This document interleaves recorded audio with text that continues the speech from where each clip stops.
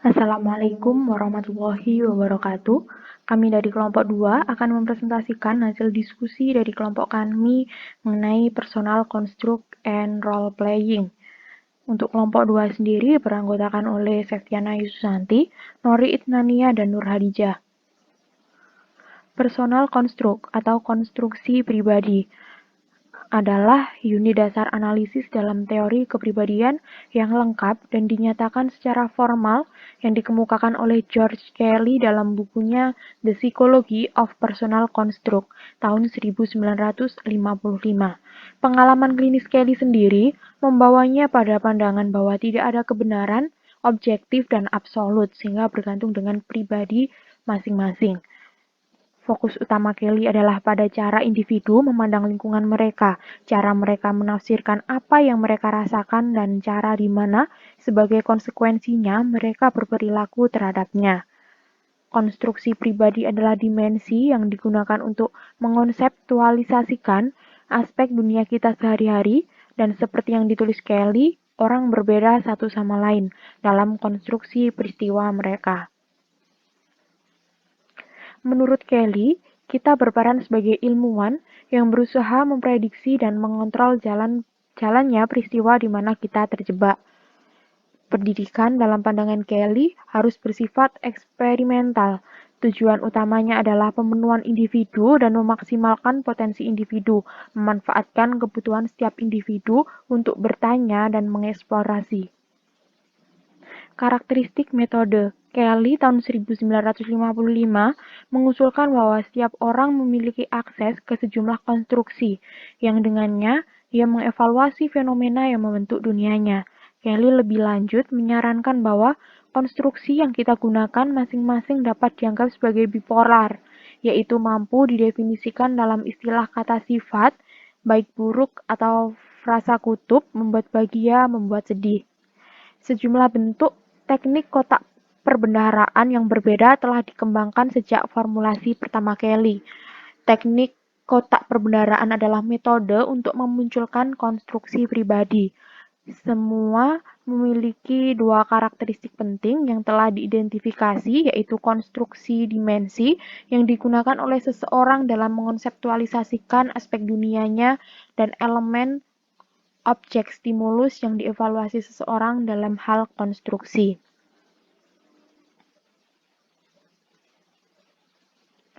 Berikut teknik empiris yang disarankan oleh Kelly untuk memunculkan konstruksi mengidentifikasi hubungannya dengan elemen dalam bentuk kotak perbendaharaan,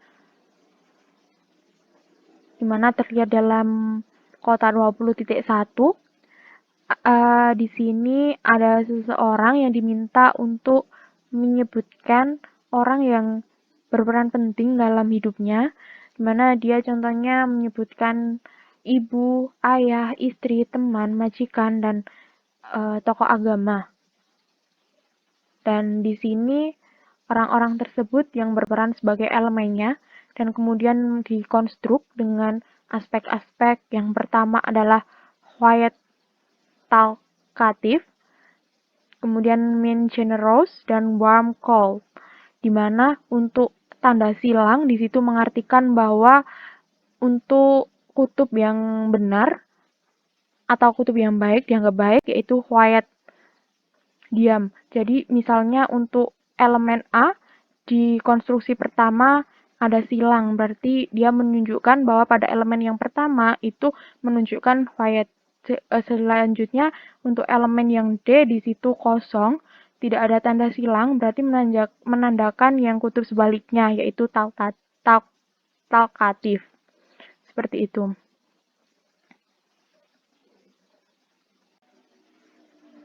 Beberapa variasi kotak perbendaharaan telah dikembangkan dan digunakan di berbagai bidang penelitian.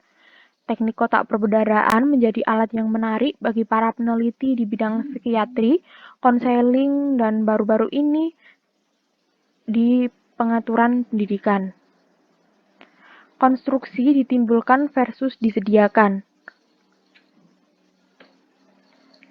Asumsi utama dari bentuk kotak perbendaharaan memungkinkan peneliti untuk memperoleh konstruksi yang biasanya digunakan subjek dalam menafsirkan dan memprediksi perilaku orang-orang yang penting dalam hidup mereka.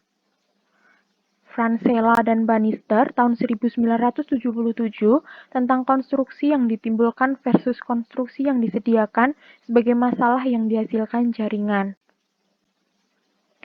Di mana pada konstruksi yang ditimbulkan ini peneliti yang harus mengonstruksi sendiri aspek-aspek yang digunakan sesuai dengan tujuan dari penelitian, sedangkan dalam yang disediakan di sini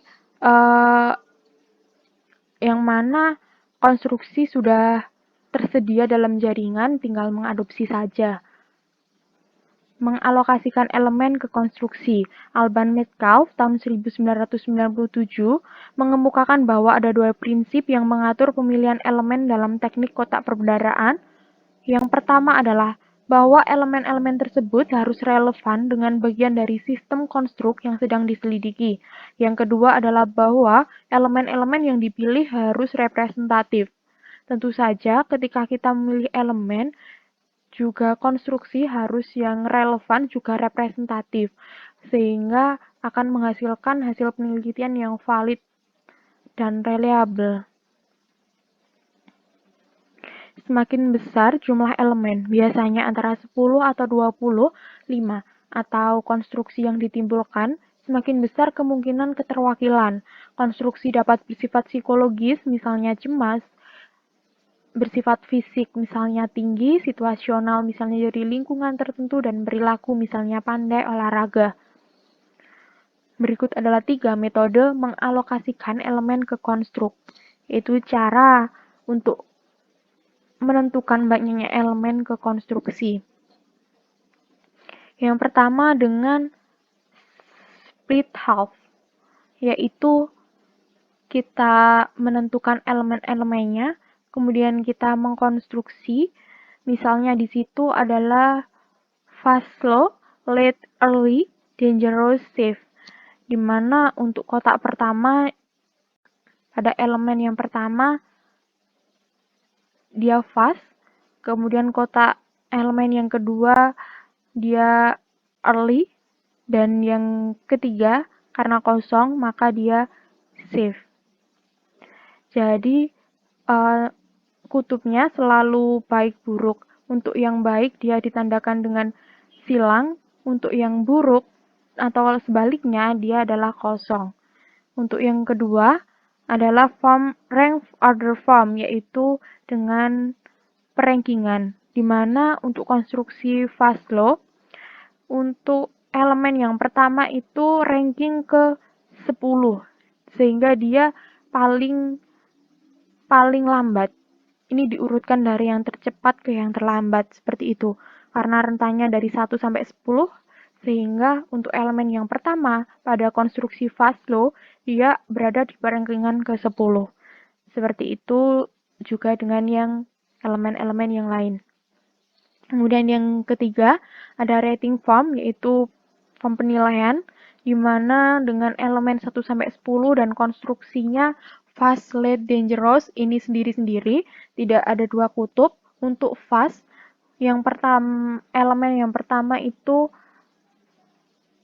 mendapatkan skala 4, sehingga dengan melihat catatan yang ada di bawah, untuk 1 itu paling kecil, dan yang 5 itu paling besar, dan 3 itu rata-rata. Untuk kecepatan dari elemen yang pertama, fast-nya ada di nomor 4. Jadi masih ada yang lebih cepat lagi dari elemen yang pertama, yaitu elemen yang ketujuh. Dia poinnya 5, seperti itu. Kemudian kotak administrasi dan analisis. Prosedur dalam kotak administrasi, yaitu gambarlah kotak berukuran elemen kali konstruksi, seperti pada kotak awal tadi. Tulis nama elemen di bagian atas, sedangkan samping baris tulis konstruksi. Tidak lupa untuk menambahkan elemen diri pada elemen paling kiri. Administrasinya berupa pengalokasian setiap elemen pada setiap konstruk. Jika misalnya konstruksi pertama Anda adalah baik kejam, alokasikan setiap elemen secara bergantian pada dimensi itu. Beri tanda silang di kotak yang sesuai jika Anda menganggap orang itu elemen baik, atau kosongkan jika Anda menganggap orang itu kejam. Pastikan bahwa setengah dari elemen yang ditunjuk baik dan setengah kejam. Lanjutkan dengan cara ini untuk setiap konstruksi secara bergiliran. Ini maksudnya setengah dari elemen, misalnya ada elemennya itu 10, maka bisa di bisa di apa ya? Bisa diusahakan, diharapkan untuk setengah elemennya. Jadi setengah dari 10 adalah 5, 5 itu menandakan ke konstruksi yang baik, sedangkan 5 sisanya adalah konstruksi yang buruk. Itu yang diharapkan seperti itu. Prosedur dalam analisis kotak, konstruksi dihubungkan berdasarkan penerapannya pada orang atau elemen yang sama. Keterkaitan ini diukur dengan proses pencocokan baris konstruksi. Contohnya di ini kotak 20.4, konstruksinya can confident dan cool unsur, di mana elemennya ada 15 ditambah elemen pribadi atau diri sendiri di paling kiri. Untuk memperkirakan hubungan antara konstruksi 1 dan 2, di kotak 20.4, hitung jumlah kecocokan antara kotak yang sesuai di setiap baris. Kecocokan dihitung di mana elemen yang sama telah ditandai dengan tanda silang atau kosong pada kedua konstruksi. Jadi untuk konstruksi 1 dan 2 di kotak 20.4 terdapat 6 kecocokan. Secara kebetulan diharapkan 8 dari 16 kemungkinan, namun dapat mengurangi ini dari nilai yang diamati untuk sampai pada perkiraan penyimpangan tersebut dari kebetulan. Nah, yang diharapkan kan ini ada 16 elemen. Yang diharapkan itu sebenarnya ada 8 setidaknya dari harusnya dari 16 ini 8 harus yang kutub kutub baik dan yang 8 sisanya kutub buruk. Maksudnya kutub yang sebaliknya. Nah, di sini kecocokan itu dilihat dari yang mana misal ini konstruksi diri sendiri, dia sama-sama silang, jadi dia cocok. Kalau ini kan enggak, jadi dia tidak dihitung cocok. Nah, ini sama-sama kosong, dia juga dihitung cocok, sama-sama silang dihitung cocok, sama-sama kosong dihitung cocok. Dan ini jumlahnya 1, 2, 3, 4, 5, 6. Ada 6, seperti itu. Kelebihan teknik kotak perbendaharaan. Dalam penerapan perspektif interpretatif dalam penelitian sosial, di mana peneliti berusaha memahami makna peristiwa bagi mereka yang berpartisipasi, teknik kotak perbendaharaan menawarkan kemungkinan yang menarik, mampu memberikan peneliti dengan kelimpahan dan kekayaan materi yang dapat ditafsirkan. Kotak perbendaharaan tentu saja sangat cocok untuk eksplorasi hubungan antara konstruksi pribadi individu seperti yang ditunjukkan oleh studi Foster tahun 1992 dan Niemeyer tahun 1992 juga.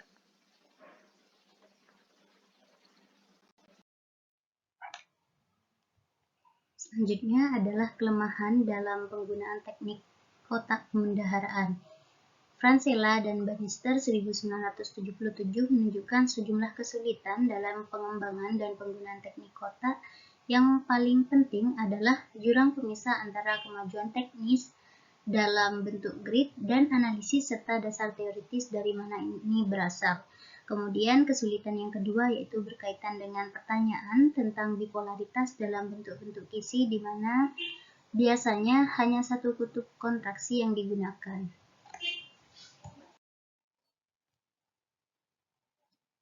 Selanjutnya yaitu kelemahan dalam penggunaan teknik kotak pembendaharaan.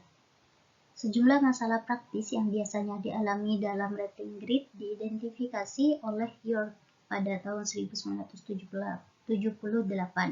Yang pertama yaitu variabel persepsi elemen relevansi pribadi rendah. Yang kedua yaitu memvariasikan konteks di mana elemen dirasakan selama administrasi grid. Yang ketiga yaitu pembalikan skala penilaian yang tidak disengaja. Misalkan secara meter beralih dari 5 yang artinya tinggi ke 1 yang artinya tinggi pula. Kemudian mungkin karena 5 itu mengartikan 5 poin dan 1 itu mengartikan pertama, adalah dua cara yang menggambarkan kualitas tinggi, sehingga terjadi kesalahan antara skor 5 dan 1, mana yang tertinggi. Kemudian yang keempat adalah kegagalan untuk mengikuti aturan prosedur pemeringkatan, misalkan di mana pasangan harus dinilai di ujung atas skala 5 poin. Tritunggal atau 3 serangkai telah ditemukan dalam kotak tunggal yang dinilai sebagai 544, 112, 124 yang harus mempertanyakan konstruksi dan hubungannya dengan elemen. Misalkan dari nilai 544 tersebut dari nilai 4 tidak dapat diketahui mana yang tertinggi karena nilainya sama. Selanjutnya yaitu contoh penggunaan kotak perbendaharaan dalam penelitian pendidikan. Yang pertama yaitu laporan penelitian Fisher et al. Tahun 1991 muncul dari evaluasi kursus diploma 2 tahun di sebuah perguruan tinggi dan pendidikan tinggi. Kotak perbendaharaan dipilih sebagai sarana yang sangat cocok untuk membantu siswa memetakan jalan mereka melalui program studi dan mengungkapkan kepada mereka aspek pertumbuhan pribadi dan profesional mereka. Pada saat yang sama, kotak perbendaharaan dirasakan akan memberikan umpan balik penting kepada tutor dan direktur kursus tentang pengajaran, pemeriksaan, dan manajemen umum kursus secara keseluruhan. FlexiGrid, sebuah perangkat lunak interaktif yang digunakan dalam penelitian, dipilih untuk mengatasi apa yang diidentifikasi oleh Fisher et al. 1991 sebagai masalah utama dan eksplorasi selanjutnya dari masalah yang muncul. Siswa diberikan buklet berisi instruksi yang tepat tentang penggunaan komputer, kemudian mereka diminta untuk mengidentifikasi 6 item yang mereka rasa penting sehubungan dengan program diploma mereka. Kemudian 6 elemen ini dimasukkan ke dalam komputer bersama dengan konstruksi yang muncul pada triad yang dipilih oleh perangkat lunak. Kemudian siswa bekerja sendiri-sendiri menggunakan perangkat lunak dan kemudian mendiskusikan temuan individu mereka secara berpasangan setelah dilatih bagaimana menafsirkan peta yang muncul. Kemudian interpretasi individu dan pasangan kemudian dimasukkan ke dalam buku siswa dan peneliti menggunakan tape recorder yang tersedia untuk merekam percakapan antar pasangan.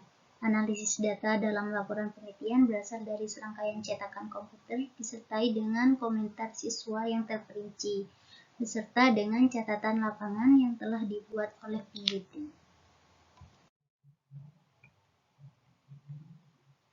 Dari pengamatan terhadap semua kisi-kisi dan komentar mahasiswa diploma, Fisher et al. 1991 menarik kesimpulan tentang perubahan reaksi siswa terhadap studi mereka saat kursus berlangsung. Yang pertama yaitu kekhawatiran siswa yang paling utama berkaitan dengan kecemasan dan stres terkait dengan penyelesaian tugas. Apalagi kekhawatiran tersebut terkait langsung dengan peran penilai.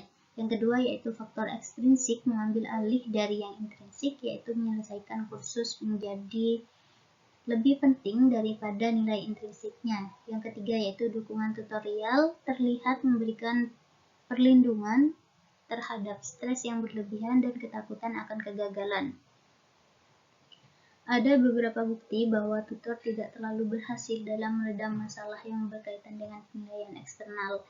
Kemudian para peneliti puas dengan potensi FlexiGrid sebagai alat untuk evaluasi kursus. Yang sangat menyenangkan adalah tingkat validitas internal yang tinggi yang ditunjukkan oleh kesesuaian hasil dari kisi-kisi terfokus pada analisis isi komentar siswa. Selanjutnya yaitu teknik kotak dan rekaman pelajaran melalui audio atau video. Harson dan kawan-kawan 1983 menunjukkan bagaimana teknik kotak dan rekaman audio atau video dalam merekam pekerjaan guru di kelas yang dapat digunakan untuk memperjelas tentang bagaimana anak-anak belajar. Yang kedua yaitu perbandingan triadik dibuat untuk memperoleh konstruksi mengenai ide-ide satu guru tentang persamaan dan perbedaan cara belajar anak-anak. Selain itu, pengamatan ekstensif ataupun pengamatan secara luas terhadap perilaku guru di kelas dilakukan dalam kondisi naturalistik dan rekaman kata demi kata yang berupa audio ataupun video dibuat untuk bahan tinjauan dan diskusi di masa mendatang antara guru dan peneliti pada akhir setiap sesi perekaman. Selanjutnya adalah role playing.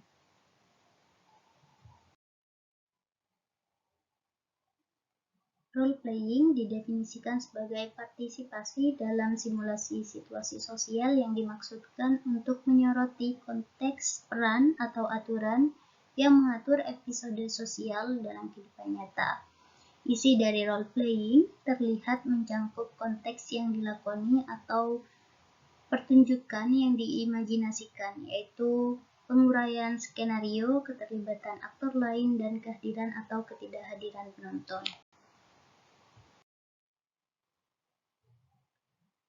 Ginsburg tahun 1978 merangkum argumen menentang role-playing sebagai alat untuk menghasilkan pengetahuan ilmiah. Yang pertama yaitu role-playing tidak nyata sehubungan dengan variabel yang diteliti di mana subjek melaporkan apa yang akan mereka lakukan dan itu dianggap seolah-olah mereka melakukannya. Yang kedua yaitu perilaku yang ditampilkan tidak spontan, bahkan dalam bentuk permainan peran yang lebih aktif. Yang ketiga, laporan verbal dalam permainan peran sangat rentan terhadap pengaruh artefaktual seperti keinginan sosial. Yang keempat yaitu prosedur role playing tidak sensitif terhadap interaksi yang kompleks, sedangkan desain penipuan. Secara umum, Ginsburg menyimpulkan bahwa para kritikus bermain peran memandang sains sebagai penemuan kebenaran alami dan mereka berpendapat bahwa role playing tidak dapat menggantikan penipuan. Selanjutnya, role playing versus penipuan atau argumen. Keberatan terhadap penggunaan penipuan dalam penelitian eksperimental diartikulasikan sebagai berikut. Yang pertama, berbohong, curang, dan menipu bertentangan dengan norma-norma yang biasanya kita terapkan dalam interaksi sosial sehari-hari. Singkatnya, penipuan tidak etis. Yang kedua, yaitu penggunaan penipuan secara epistemologis tidak sehat karena bersandar pada penerimaan model subjek yang kurang memadai sebagai pribadi. Studi penipuan umumnya mencoba untuk mengecualikan kapasitas manusia dari subjek untuk pilihan dan presentasi diri. Oleh karena itu, mereka cenderung untuk fokus pada perilaku sosial. Yang ketiga yaitu penggunaan penipuan secara metodologis tidak sehat. Baik, selanjutnya akan dijelaskan tentang penggunaan role playing. Penggunaan role playing diklasifikasikan oleh Van Mens pada tahun 1978 sebagai berikut. Yang pertama, mengembangkan kepekaan dan kesadaran. Yang kedua, menciptakan peran. Yang ketiga, menguji untuk diri sendiri kemungkinan mode perilaku. Yang keempat, bahwa role playing dapat diulang. Yang kelima, simulasikan situasi bagi orang lain dan dirinya sendiri untuk belajar.